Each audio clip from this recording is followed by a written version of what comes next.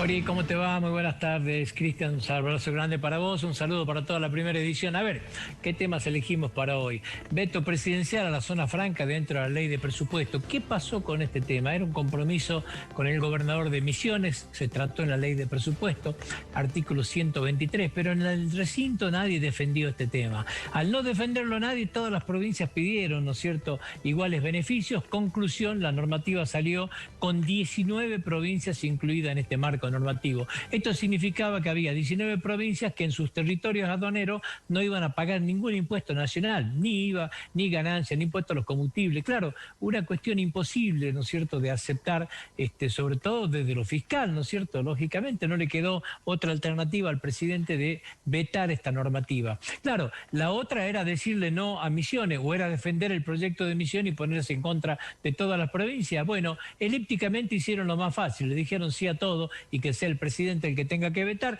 Este fue el tema de la disputa. Ahora, ¿qué pasa con Jujuy? ¿Qué pasa con la zona franca de Jujuy, tanto de Perico como de La Quiaca? Bueno, la realidad es que no toca esto. La zona franca de Jujuy está en otra normativa, tiene todos los decretos ya aprobatorios, ya está en una etapa final. ¿En qué perjudica este veto a Jujuy?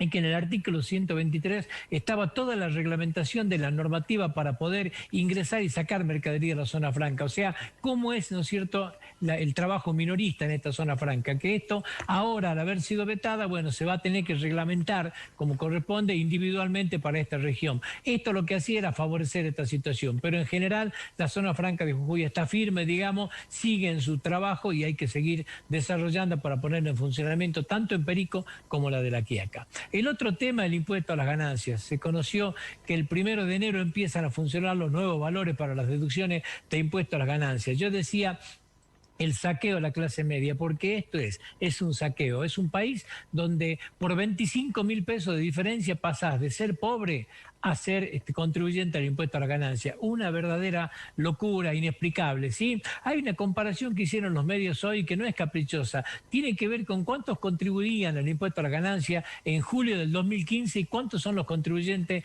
a julio del 2020. ¿Por qué digo es una buena comparación y no es caprichosa? Porque en julio del 2015 es cuando Mauricio Macri, candidato a presidente de la República Argentina, prometía en el marco de la campaña que los que trabajan no iban a pagar impuesto a las ganancias. Bueno, en esa época, en julio del año 2015, había 1.194.149 personas que pagaban impuestos a las ganancias. ¿Saben cuántos fueron en julio del 2020? 2.259.869.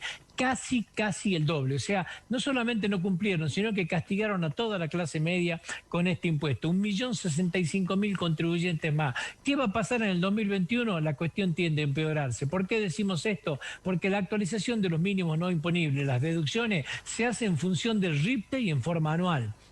¿Qué significa? En función de los salarios en blanco. Nada que ver con la inflación. En los últimos 3 años, si se hubiera actualizado los mínimos no imponibles con la inflación, habría un 20% más, digamos, de mínimo no imponible, y esto seguramente redundaría en más de 500.000 contribuyentes menos pagando el impuesto a la ganancia. Pero esto no es lo que pasó. Se sigue utilizando un índice mentiroso, que es un castigo a la clase media, y hoy, como le decíamos en la Argentina, de 50.000 no pagás, de 50.000 sos pobre, de 74.000 pagás. ¿Cuánto va a ser el mínimo? Para una persona sola, 74.810. Para un matrimonio con 2 hijos, 98.963 pesos. Lo que es peor, la tabla de actualización también no se actualiza como corresponde y en el mínimo impuesto se empieza a pagar una tasa cada vez más alta. Un verdadero saqueo al bolsillo de la clase media, inexplicable, por cierto. El otro tema, polémica por el cierre del Palomar. Sí, se cerró el aeropuerto del Palomar. Dicen que es definitivo, otros dicen que no,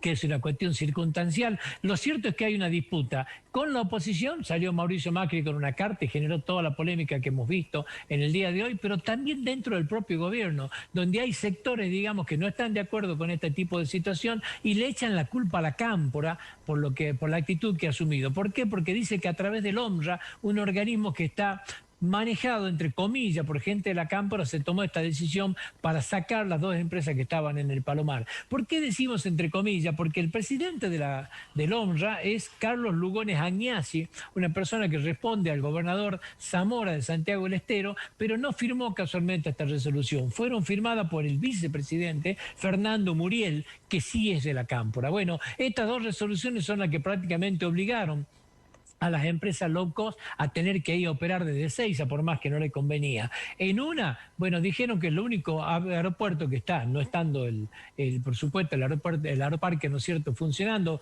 por cuestiones de reparaciones, que está en condiciones sanitarias, es Ezeiza. Conclusión, no le quedaba otras líneas que irse para allá. Y el otro tema tiene que ver con una diferenciación que pagan, que es una bonificación de las tasas aeroportuarias. Esta bonificación solo se hace si los aerolíneas operan desde Ezeiza, no desde el Palomar. Conclusión, tanto JetSmart como Flybondi tuvieron que irse, ¿no es cierto?, para Ezeiza y el cierre del aeropuerto. Una polémica por donde se la mire, porque es algo que beneficia absolutamente a Aerolíneas Argentinas para llevarlo casi, ¿no es cierto?, a ser un monopolio. Y bueno, cuando hay posiciones monopólicas, todos sabemos qué pasa. No vamos a tener vuelo. Más de 1000 personas quedan en la calle en forma directa. Se habla de que unas 1000 más en forma indirecta. Un grave problema le trasladaron a Alberto Fernández con este tipo de resolución. Hay polémica dentro y fuera del gobierno por la situación del Palomar.